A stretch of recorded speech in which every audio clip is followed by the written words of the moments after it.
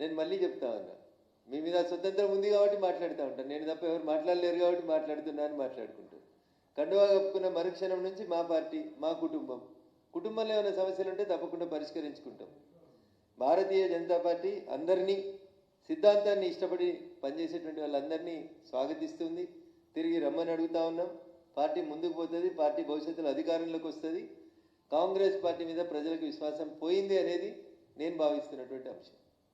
ఇక భారం అయిపోయింది తెలంగాణ ప్రజలకి, వాళ్ళ సొంత కుటుంబ సభ్యులకు కూడా భారం అయిపోయింది అది. కాబట్టి ఇక దాని గురించి ఇంట్లోలకే ఇష్టం లేనప్పుడు బయట వాళ్ళ గురించి మాట్లాడే ఉంటుంది. ప్రజలకు భారమైంది కాబట్టి ఇల్లు ఇచ్చుకపోయింది, మనిషికో దారిలో పోతున్నారు. కాబట్టి ఇక మిగిలింది నిజంగా తెలంగాణ కోసం కొట్లాడేది, నిలబడేది, కలబడేది, అవసరం వచ్చినప్పుడు ప్రజల పక్షాన నిలబడేది భారతీయ జనతా పార్టీ నాయకత్వమే. కాబట్టి పెద్దల్ని మళ్ళీ ఆలోచించమంటున్నా. వాళ్ళంతా మా ఐడియాలజీకి వెళ్ళి పోయిన వాళ్ళే. ఎన్ఎం శ్రీనివాసరెడ్డి లాంటి వాళ్ళు మా ద్వారానే బై ఎలక్షన్స్ లోపల మొదటిసారి ఎమ్మెల్యే గెలిచిరు ఎన్ఎం శ్రీనివాసరెడ్డి గారు. కాబట్టి అట్లాంటి వాళ్ళు చాలామంది ఆ రోజున్న పరిస్థితులలో ఏమైనా తొందరపడి నిర్ణయాలు తీసుకున్నా మళ్ళీ ఆలోచించుకోవాల్సినటువంటి సమయం అయితే ఆసన్నమైందని చెప్పి నేను భావిస్తాను.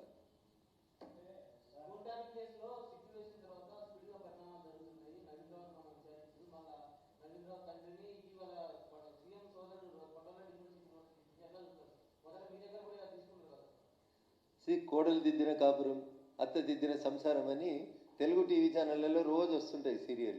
365 రోజులు, 735 రోజులని. అట్లా సిట్టు ముఖ్యమంత్రి వచ్చినప్పటి నుంచి మొదలుపెట్టింది ఇన్వెస్టిగేషన్. ఒకటో సిట్ అయిపోయింది, రెండో సిట్ వచ్చింది. రెండో సిట్ తర్వాత 6 నెలల తర్వాత బహుశా నాకు తెలిసి మూడో సిట్ వస్తుంది అనుకుంటా. ఈ మూడో సిట్ అయిపోయాక ఇంకో సంవత్సరం తర్వాత 4వ సిట్ వస్తుంది. అప్పుడు ఈ వచ్చిన సీట్లన్నీ కాంగ్రెస్ వాళ్ళు ఏం చేసిరని విచారణ చేయాల్సిన పరిస్థితి వస్తుంది తప్ప గత 10 ఏళ్లలో టీఆర్ఎస్ ఏం చేసిందో వీళ్ళు కొండందవి ఎలుకను కూడా పట్టేటట్టు కనబడతలేరు ఈ సీట్ వాళ్ళు.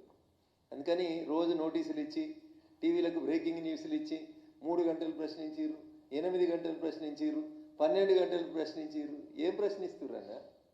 ఏం చేస్తుర్రన్నా 3 గంటలు? ఏం కావాలి మీకు?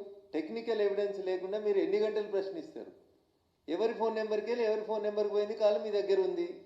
ఎవరు ఫోన్లు ట్యాప్ చేసిరని ఎయిర్టెల్ వాళ్ళకి, జియో వాళ్ళకి, టాటా వాళ్ళకి అందరికీ నోటీసులు ఇస్తే బిఎస్ఎన్ఎల్ వాళ్ళకి వాళ్ళే ఇస్తారు కదా.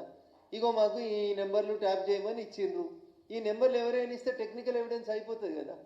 ఆయా కంపెనీల సీఈఓలను పిలిచి వాళ్ళకు వచ్చిన లెటర్లని, మెయిల్లని తీసుకుంటే that will become a technical evidence. ఓ రోజు రఘునందన్ రావుని పిలిచిరు, ఓ రోజు నవీన్ రావుని పిలిచిరు, ఓ రోజు కొండలరెడ్డిని పిలిచిరు, ఓ రోజు రేవంత్ రెడ్డి అన్నని పిలిచిరు, ఓ రోజు రేవంత్ రెడ్డి డ్రైవర్ని పిలిచిరు. ఏందన్నా ఇదంతా? పిసిసి ప్రెసిడెంట్ గారు రేవంత్ రెడ్డి గారు చెప్పలేదా నా ఫోన్లు ట్యాప్ అయినాయని?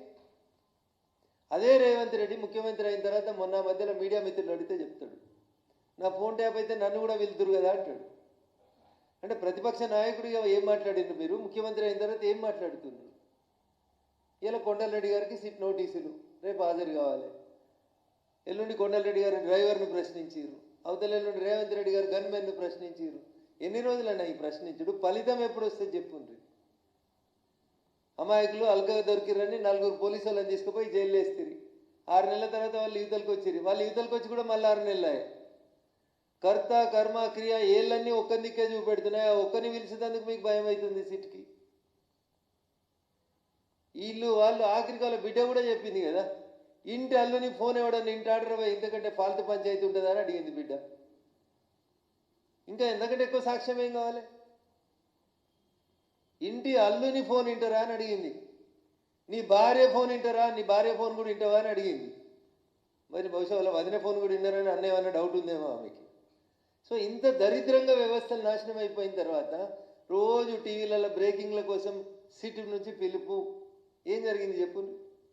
మళ్ళీ పిలిస్తే వస్తాం. లీడర్లు బయటకు వచ్చి ఏం చెప్తారు? సిట్ అడిగిన అన్ని ప్రశ్నలకి సమాధానాలు చెప్పినాం, మళ్ళీ పిలిస్తే వస్తాం, విచారణకి సహకరిస్తాం. ఈ 3 మాటలు కాక కొత్త మాటలు ఒక్కటి చెప్పురన్నా. Everyday the same breaking news అంతే. ఎన్ని గంటలు? 3 గంటలు, 6 గంటలు, 9 గంటలు, 12 గంటలు. ఏమవుతుందన్నా? ఏం జరుగుతలేదు. నాలాంటి వాడు కనిపిస్తుంది దీనిలో ఏం జరిగేటట్లేదు. ఇది ఉత్త టైంపాస్ వ్యవహారం.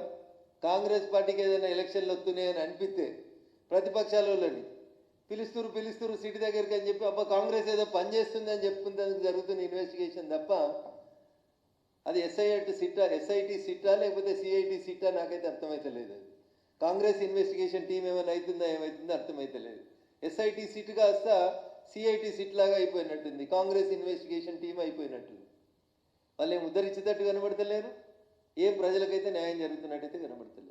బ్లేటెంట్గా 650 నెంబర్లు నక్సలైట్ల పేరు మీద ప్రజాప్రతినిధుల పేర్లు ఫోన్లు ట్యాప్ అయినాయని సర్వీస్ ప్రొవైడర్ నుంచి మీకు ఉత్తరం వచ్చింది. ఇంతకంటే ఎక్కువ ఏం కావాలి? అంతమంది పోలీస్ అధికారుల్ని రిమాండ్ చేసినప్పుడు వాళ్ళు సాక్ష్యాలు చెప్పారు మీకు, ఇంకా ఏం కావాలి? ఉన్నది ఉన్నట్టు మాట్లాడితే ఊరందరికీ శత్రువు అంటారు. అట్లున్నది నా పంచాయతీ. రఘునందన్ రావుకి ఏం అవసరం, ఎందుకు మాట్లాడుతున్నాడు? Raghunandan Rao is the first victim, telephone tapping first victim Dubbaka by elections నేనే. ఇంతకంటే ఎక్కువ ఎన్ని చెప్పినా వాళ్ళకి పోలీసు వాళ్ళకి అర్థం కావు. వాళ్ళ ఇన్వెస్టిగేషన్ తూతూ మంత్రం మమ తప్ప ఏం లేదు అందులోపల.